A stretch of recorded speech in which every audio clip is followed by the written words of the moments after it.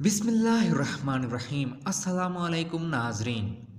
हजूर सल्लल्लाहु अलैहि वआलैहि वसल्लम की बारगाह में हज़रत जिब्राईल अलैहिस्सलाम की हाज़िरी एक दिलचस्प वाक़या आपको सुनाते हैं।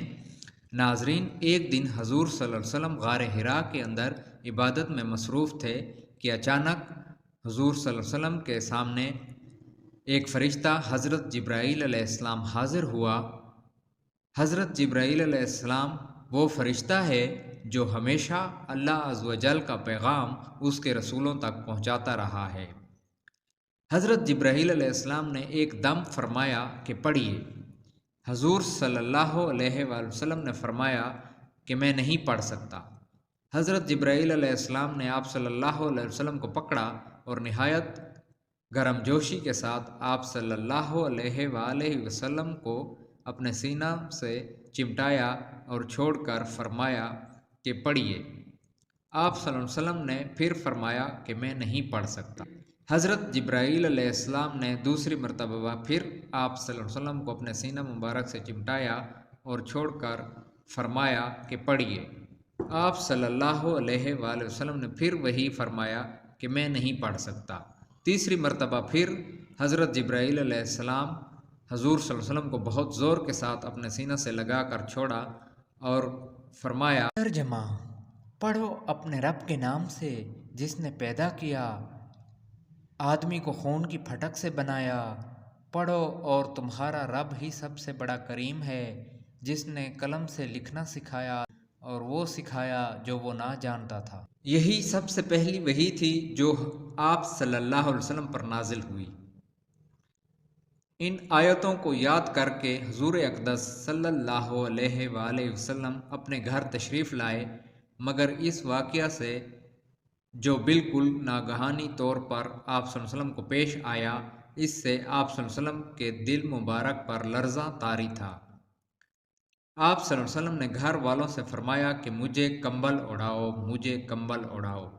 जब आप सल्लल्लाहु अलैहि वसल्लम का खौफ दूर हुआ और कुछ सुकून हुआ तो आप सल्लल्लाहु अलैहि वसल्लम ने हज़रत बीबी खदीजा रज़ियल्लाहु तआला अन्हा से गार हिरा में पेश आने वाला वाक़या बयान किया और फरमाया कि मुझे अपनी जान का डर है। ये सुनकर हज़रत बीबी खदीजा रज़ियल्लाहु तआला अन्हा ने कहा कि नहीं, हरगिज़ नहीं, आप सल्लल्लाहु अलैहि वसल्लम की जान को कोई ख़तरा नहीं।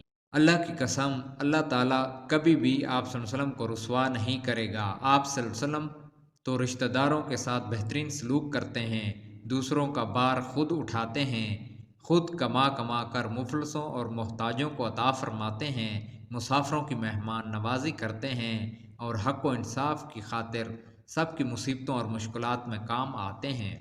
इसके बाद हज़रत खदीजा रज़ियल्लाहु तआला अन्हा आप सल्लल्लाहु अलैहि वसल्लम को अपने चचा ज़ाद भाई वर्का बिन नौफल के पास ले गईं।